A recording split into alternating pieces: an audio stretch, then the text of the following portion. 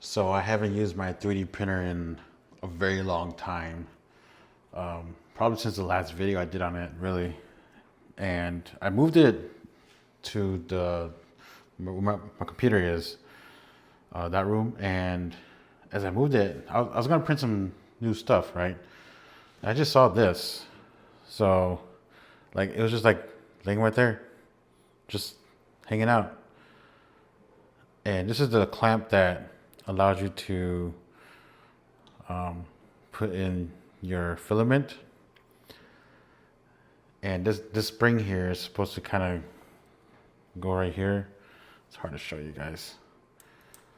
Go right here, but that's like, I can't do that anymore. So that kind of sucks. I was hoping I can at least print something instead of finding replacement parts. But I guess I have to delay a little bit printing what I want to do. But I would like to start printing again. I was thinking about creating an Etsy store for my UltraSync 1 design here. $10. That's all I'm selling these for. $10 with a quarter 20 nut. So that was one idea. The filament I have right now is PETG. I want to change to PLA, but then I have this issue here. So I'm gonna zoom in real quick just so you guys can see it. It's real dirty, I'm sorry. But this was to connect right here, kind of. Something like this. Like that. And it's broken. So that kind of sucks.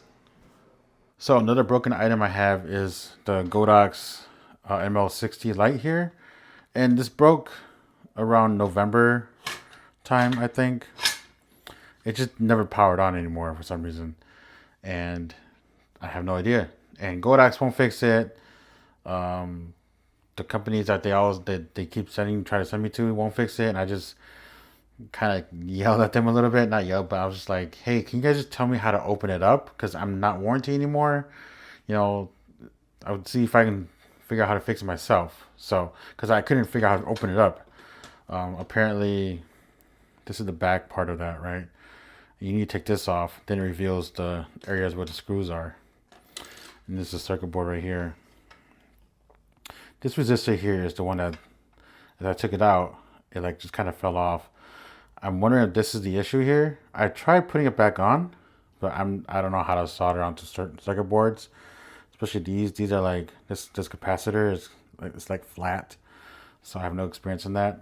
I don't think I have the proper tools as well to do it.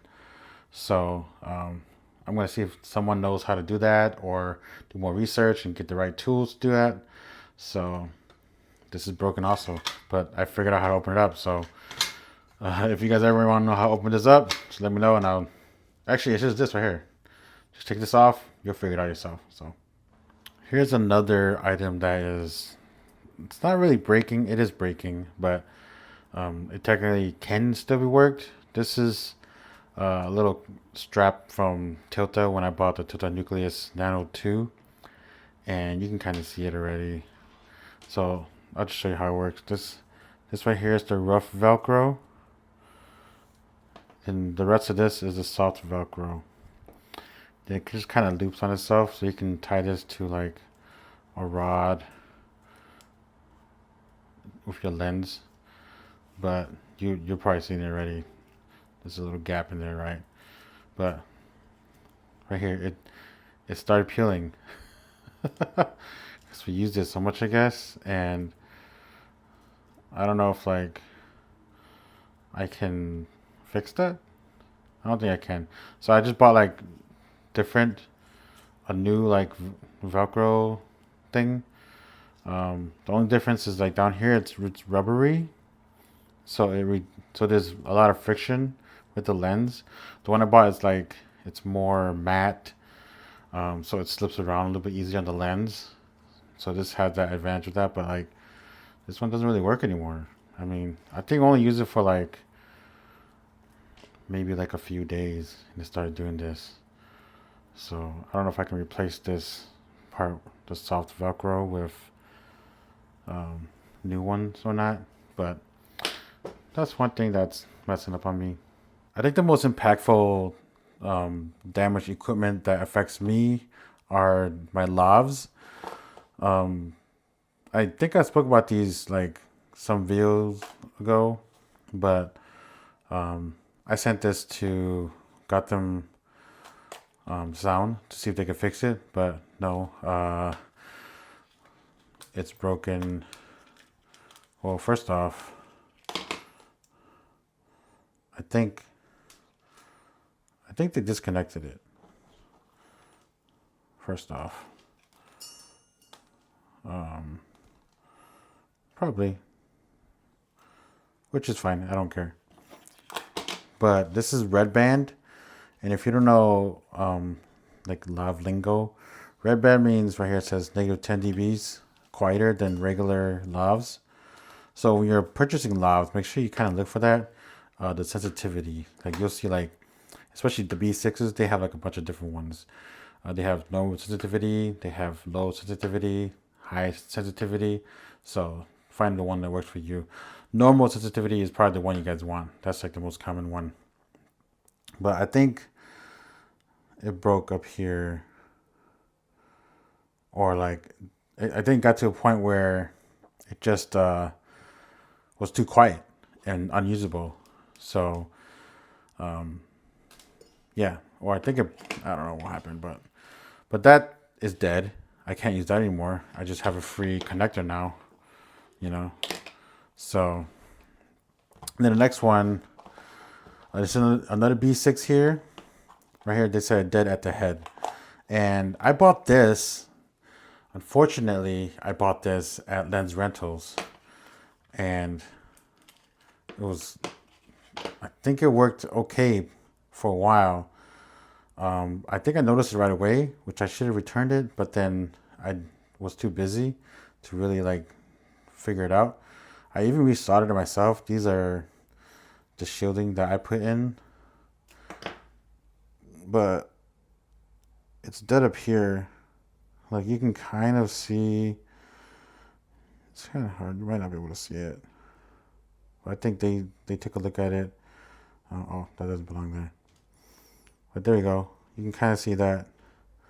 So it's dead up there. And now this is gone. It's just a waste. I think I'm just gonna trash it. I'm not gonna ask Country Brand if they'll like take it back or anything like that. Just cause, just waste my time. The WLAV Pro here, you can kind of see right here. So this is the actual micro dot connector, and it somehow got yanked out of this. So it's supposed to be in here, and I don't know how that happened. This happened during a wedding. So it's supposed to kind of be right here. So that happened. I'm pretty sure the Lavs still works fine. But yep, that's broken. And then this one here, I think it just doesn't work. I'm assuming the connectors might have gotten disconnected. So I might attempt to resolder myself. I might not, actually. I might just send it to Gotham Sound again and see if they can fix it. But I would like my Lavs to be fixed again. The thing is, like, it's a bit pricey. Like, I think it's like $80 a fix. It's free. They'll look at it for free, you know, and diagnose what the issue is. But then they'll send you like a quote, you know, which is cool. But yeah, I would like them to fix that. It's just because like they're better at it. You know, like I mentioned on the light, I don't know how to do my soldering stuff. So yeah, so those are 4 Lavs dead that happened last year. This one happened a little bit earlier, and so is this kind of. But that kind of sucks. So I'm down 3 Lavs, which is fine because I have a lot of extra ones. If I send this to them, I think I'm gonna ask if they can re-terminate it to 3.5 mil. I don't want microdot anymore, just because that's kind of a waste of space. And this one 3.5 mil as well, probably. So my R5C here, I'm gonna do this. That's not supposed to happen. This little screw here, it's loose. It got stripped out because I took this out several times and to put in my my hand strap on the right side over here because it kind of requires it. Like I don't like this design where like the hole is up here. It should be like down here where there's actually space. I don't know why they didn't do that. Maybe strength, I don't know. But I've been able to slide in my hand strap, you know, with some tools, some luckiness recently. So, but then this got stripped and this little piece here is supposed to kind of go in where you would put the camera strap on the original body. So it could be more solid, you know. But it's pretty loose. I think it's pretty loose, like down here too. I'll have to unscrew everything, which obviously I am going to. But because of that, I thought it's gonna be stuck forever on my camera, right? But I think through use, it just slowly loosened up through vibrations and whatever. And I can actually, I'm pretty sure I can take it out now, which I'm happy because I contacted Small Rig and I asked if I can get this replacement screw. And if you ever contacted for the specific screws, I think it costs $1 each on everything you talk about, and which isn't bad, right? But it costs $10 to ship. So if you're willing to spend the $10 to ship, I think it's worth getting. If you do need the screws like I do, then I would do it. I got 2 because I don't know if it's gonna happen again.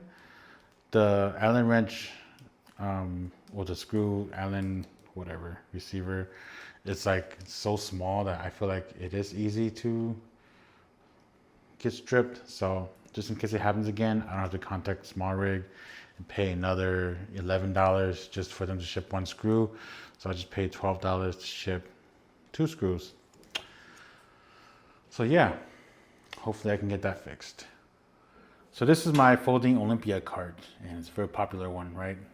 And I got the modification where I can put the M10 thread wheels in, and these are some nice wheels. I like them.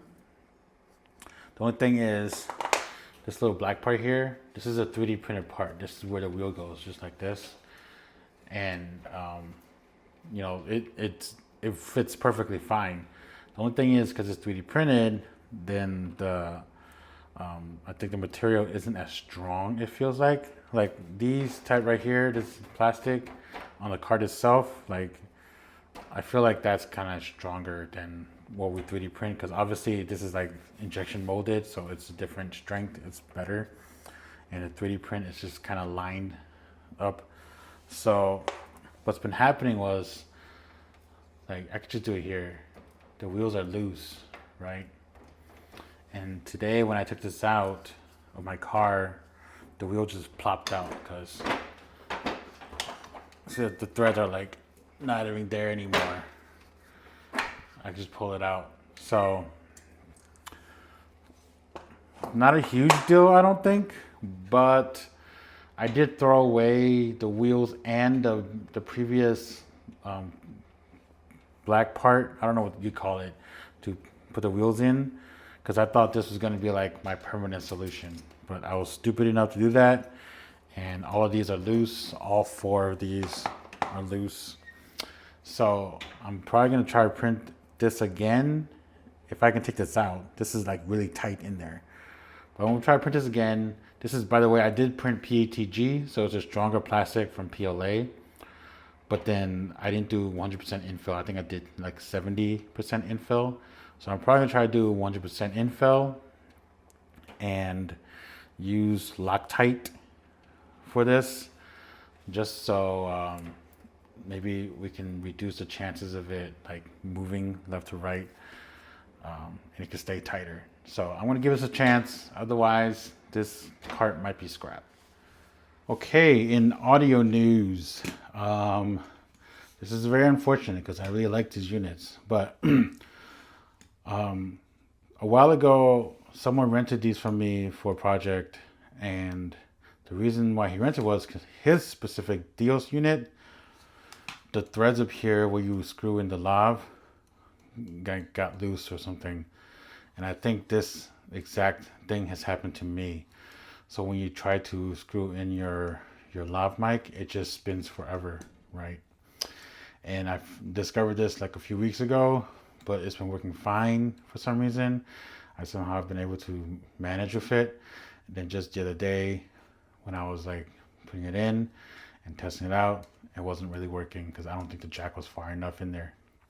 So let's see if I can show this to you guys here. See the little notches, kind of where 6 o'clock is? I'm able to spin this and move it. You're not supposed to do that. So that's messed up. On the second unit here, this isn't like that. This is actually still okay. So, yeah, that kind of sucks. I did like film a review of the Theos, but I'm probably gonna have to re-record the talking points because of this specific thing that's happened. And I didn't like the previous one anyways, so I guess I found an excuse to do it. But yeah, hopefully I can try to open this up and see if I can tighten that, if that's possible. I'm not sure the exact like way they do it, but hopefully I can get something to get to fix. Otherwise, I'm screwed because my warranty is out. I could probably try contacting Deity and see if they can like, you know, fix it, or I just buy a replacement one. But I don't know. I don't want to buy a replacement one though. But that's kind of bad news for me because these are my workforce, my work unit for like some of the projects I do. So not so much broken, but weird stuff happened with this battery. I don't know if it's the battery itself because there's been some weird stuff happening on like another set that they used this on. But yesterday I was powering my audio bag because that powers my recorder, to my receivers, and my Theos receiver as well. And for some reason, it wasn't giving the power. I pressed the button and it said nothing, right? But then, so I switched batteries and it worked fine. And then I picked it up this morning, put it in to charge. Then it said it was 86% charged. I was like, okay, what happened? So I don't know if CGCine itself, the brand model, is kind of messed up. But I hope not, because I like these batteries. I got them because they were cheaper, and when they first came around, a lot of people liked it, and they've been working well for me. Honestly, this is the version 2 as well, so hopefully I can still use them. Hopefully they don't mess up often. If they do though, I might switch brands. I do kind of require USB-C now for my stuff, so I'll probably like going to small rig for a cheaper alternative compared to Core SWX, because those batteries, they are great. It's a great brand. They're just expensive because they are great. This is my Softbox lantern. This isn't broken, but then I just kind of want to point out something. It's getting pretty dirty. See little scratches here of dirt. It's kind of all over the place. And I'm pretty sure that doesn't really affect the performance of it, but I've seen some soft boxes from some DPs where it's like really dirty, right? And I don't want it to get to that point. And I don't know if I could just like clean it in some way. This is like vinyl tough material, so it's not like clothes where you just throw in the laundry or anything like that, I feel like. So hopefully it doesn't like get bad. I don't know if like any company or Godox itself sells like just the material, I know like DOP Choice, they sell like the fabric to go into soft boxes. They're like different type of diffusion, like muslin, whatever, unbleached muslin, stuff like that. So I don't know if, hopefully this doesn't get dirty that quick. It doesn't get used that much, strangely. But like this, you know, we all used this before, right? We have to use the bottom part, which would be this part here, to, you know, expand it. And my buddies, or the DP I worked with, his is like super dirty down here. So I can only imagine like it's just gonna get worse and worse. One thing that is not broken but 100% worth talking about is my NAS. So I bought this NAS a few years ago, just because I wanted easier storage. I actually wanted to be able to access my storage on different computers. Right now that's not happening, but you know, I'm just using it as a whatever. It's still a hard drive essentially. But then I've ran through 3 hard drives already, and I just installed my 4th one in there. So I am running out of space quicker than you might think. One hard drive is 10 terabytes. The other 3 is 16 terabytes. So I just installed a new 16 terabyte one. I think 16 terabytes lasts me maybe, I would say 8 months, 10 months. It's less than a year, because I've been like kind of transferring from one drive to another drive. That's the way I've been using it. I haven't been using it as like a RAID or anything. It's just regular hard drive. You guys are probably like, you're insane, which I am, but then I need that much space. So I need to find a solution for this. Not, like I said, not broken, but then a solution needs to be figured out, because I'm running out of drives, and I don't know if I want to just like buy new drives or just cycle through the same ones. So, yep, need to figure that out.